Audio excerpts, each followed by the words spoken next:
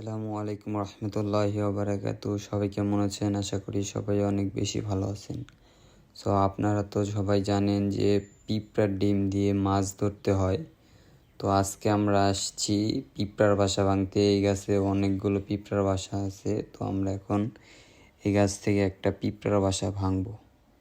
আপনাদেরকে দেখাবো যে কীভাবে পিঁপড়ার ডিম সংগ্রহ করতে হয়। আপনারা অবশ্যই এখান থেকে দেখবেন যে কীভাবে পিঁপড়ার ডিম সংগ্রহ করতে হয়। ওই বাসাটা আমরা ভাঙবো। তো আপনাদেরকে একটা কথা জানাই রাখি যে পিঁপড়ার বাসা অনেকগুলো ভাঙবেন না। এক গাছে যদি অনেকগুলো থাকে, 5টা বা 10টা, আপনারা 1টা বা 2টা ভাঙবেন। বাকিগুলা দিয়ে ওদের বংশ বৃদ্ধি করতে দিবেন। যদি আপনারা সবগুলো ভেঙে ফেলেন একসাথে, তাহলে কিন্তু পিঁপড়া বিলুপ্ত হয়ে যাবে। দেখেন কত পিঁপড়া। তো জানি এটা ওদের অনেক কষ্ট হচ্ছে, ওদের বাসাগুলো আমরা ভেঙে ফেলতেছি। তারপরেও এটা যারা মাছ শিকার করে থাকেন তারা জানেন যে এটা দিয়ে অনেক ভালো মাছ শিকার করা যায়।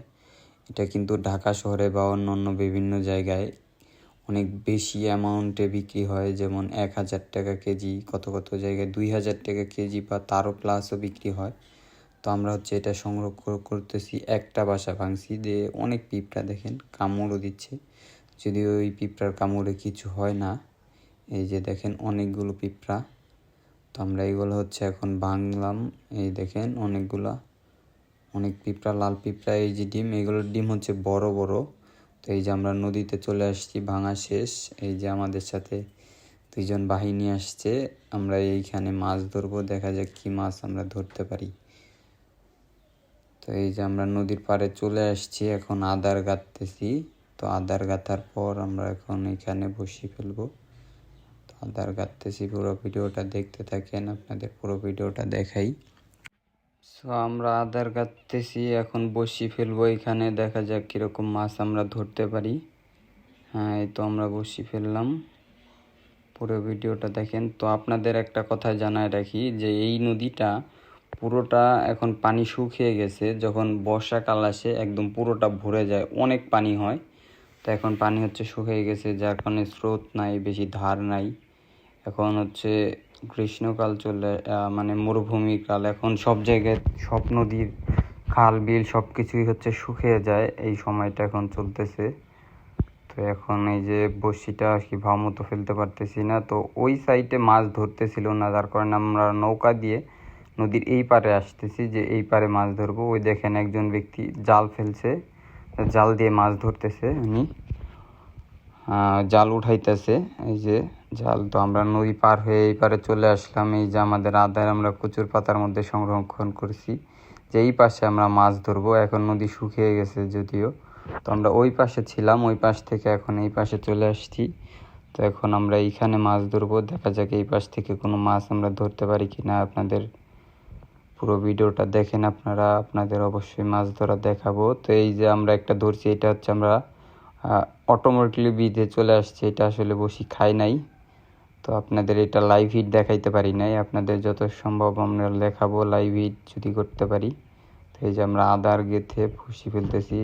নিচে নৌকা যায় একটু পরপর, নৌকার স্রোতের কারণে আসলে ভালোভাবে বসি দিয়ে মাছ ধরা যায় না। আমরা ওই পার থেকে এই দিকে আসছি, তো এই দিকে আবার একটু ধার আছে বা স্রোত আছে। আমরা যে জায়গায় স্রোত নেই সেই জায়গায় বসি ফেলতেছি। এই নদীতে আবার বল্লার ডিম দিয়ে কি মাছে খুব ভালো খায়, কিন্তু উঠে না, খুব ছোট মাছে খায়। ওই দেখেন ওই যে ঠোকর দিতেছে। হ্যাঁ, এই তো একটা উঠছে। হ্যাঁ, উঠছে, কিন্তু অনেকক্ষণ ধরে এরা খাচ্ছিল, যার কারণে ওই সময় আমরা ভিডিও করছিলাম না, কারণ ধরতেছিল না মাছ। কিন্তু এখন আবার ধরতেছিল, যার কারণে ভিডিও করলাম এখন। তো একটা লাইভ হিট দেখতে পেলেন যে একটা পুঁটি মাছ ধরলো। আবার আমরা আদার গেতে ফেলতেছি, দেখি আবার ধরে কিনা। এই তো দেখেন সাথে সাথে ঠোকর দিবে। এই ঠোকর দিয়ে, হ্যাঁ ঠোকর দিছে, আদার খেয়ে চলে গেছে। তো এই দেখেন আমরা আবারও বসি ফেলবো আদার গেতে।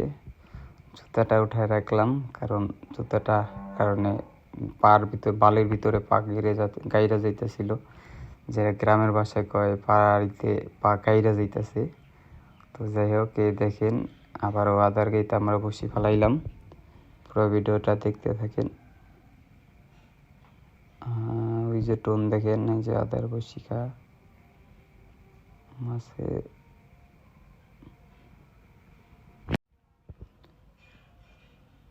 বসি খাইতেছে না, এখন অনেকক্ষণ হয়ে যাচ্ছে। আমাদের বসির ছিপটা হচ্ছে অনেক লেরবেড়া নরম। আমরা হচ্ছে বেড়াইতে আসছি, তো সেই বেড়াইতে এসেই এই যে আমরা বসির ছিপ বানায় মাছ মারতেছি। এই যে হচ্ছে নদী, ওই যে হচ্ছে নৌকা, এই নৌকা দিয়ে হচ্ছে পারাপার হয়, এদিক থেকে ওদিক যায় মানুষ, ওদিক থেকে এদিকে আসে। এইটা হচ্ছে একটা নদীর মাঝখানে একটা চর পড়ছে আমরা যেখানে মাছ ধরতেছি। তো এই চরের ভিতরেও কিন্তু কিছু মানুষ বসতি স্থাপন করছে, তো এইখানেও কিন্তু কিছু মানুষ থাকে নদীর এই পারে। যারা গ্রাম অঞ্চলের মানুষ তারা এটা খুব ভালো জানেন বা ভালো বুঝতে পারবেন, যারা নদীর আশেপাশে বাড়িঘর করে থাকেন।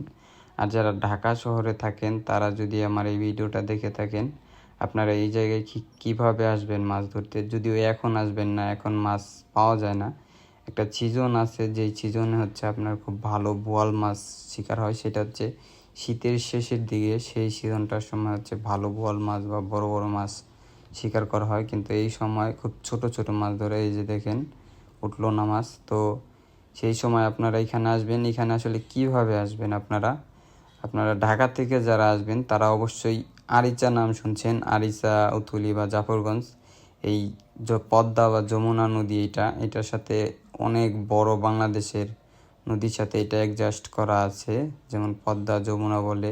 এবং একটা সময় আসে এই নদীতে ইলিশ মাছের সিজন হয়, যখন অনেক মানুষ ইলিশ মাছ শিকার করে এই নদী থেকেই। যখন সরকার থেকে নিষেধাজ্ঞা দেওয়া হয় যে ইলিশ মাছ মারা যাবে না, কিন্তু তখনও মানুষ ইলিশ মাছ মারে, কিন্তু এখন আর ইলিশ মাছ হয় না। এই যে দেখেন ভালো খায়, কিন্তু মাছ উঠে না, খুব ছোট মাছ, যার কারণে উঠে না। এই দেখেন, এই যে খালি আদার খেয়ে খেয়ে চলে যায়। আর ডিমগুলো বেশি একটা ভালো না, বড় ডিম, দু একটা ঠুকুর দিলে গলে যায় পানিতে, যার কারণে মাছ উঠতে চায় না। তো এই পুরো ভিডিওটা আপনাদের কেমন লাগলো অবশ্যই কমেন্ট করে জানাবেন। আর আমি যদিও বড় ইউটিউবার না, এরকমভাবে কথা বলতে পারি না, তো আমাদের কথাও আমার কেমন লাগলো অবশ্যই কমেন্ট করে জানাবেন। আর আপনারা কোথা থেকে ভিডিও দেখছেন সেটাও কমেন্ট করে জানাবেন। আর আপনারা কীরকম ভিডিও দেখতে চান সেটা অবশ্যই কমেন্ট করে জানাবেন, আমি আপনাদেরকে অবশ্যই সেরকম ভিডিও দেওয়ার ট্রাই করব। তো আপাতত এরকম ভিডিও আপনাদের দিলাম, আপনাদের ভিডিওটা কেমন লাগলো অবশ্যই জানাবেন। আর এইখানে যারা এই জাফরগঞ্জ থেকে দেখতেছেন তারা তো অবশ্যই কমেন্ট করবেন যে আপনারা এখানে থেকে কখনো মাছ ধরেন কিনা বা এরকমভাবে মাছ ধরেন কিনা, অবশ্যই কমেন্ট করে জানাবেন। এই দেখেন, এই যে খাইতেছে মাছে। তো আমরা ভিডিওর অলমোস্ট শেষের দিকে চলে আসছি, এখন আমাদের বিদায় নিতে হবে। তো আমরা এখন বিদায় নিব। সবাই ভালো থাকবেন, সুস্থ থাকবেন। আশা করি আল্লাহ তাআলা আপনাদের সবাইকে ভালো রাখুক, এবং যারা অন্য অন্য ধর্মে আছেন তারাও আশা করি ভালো থাকবেন। তো এই দেখেন, এখন বসি মাটিতে ঠেকে গেছে একেবারে শেষবেলায়। এখন আমরা চলে যাব, আর বেশিক্ষণ মাছ ধরবো না, দেখি মাছ ধরে কি না। এই নিয়ে গেছে, এই তো আর একটা লাইভ হিট উঠে গেছে। তো এই দেখেন, ছোট্ট একটা ট্যাংরা মাছ ধরলাম। আসলে আমরা সব মিলিয়ে 4টা বা 5টার মতো মাছ ধরছি। তো এই ছিল আজকের মতো ভিডিও। সবাইকে অনেক বেশি ধন্যবাদ ভিডিওটা দেখার জন্য। আসসালামু আলাইকুম রহমতুল্লাহি ওয়া বারাকাতুহু।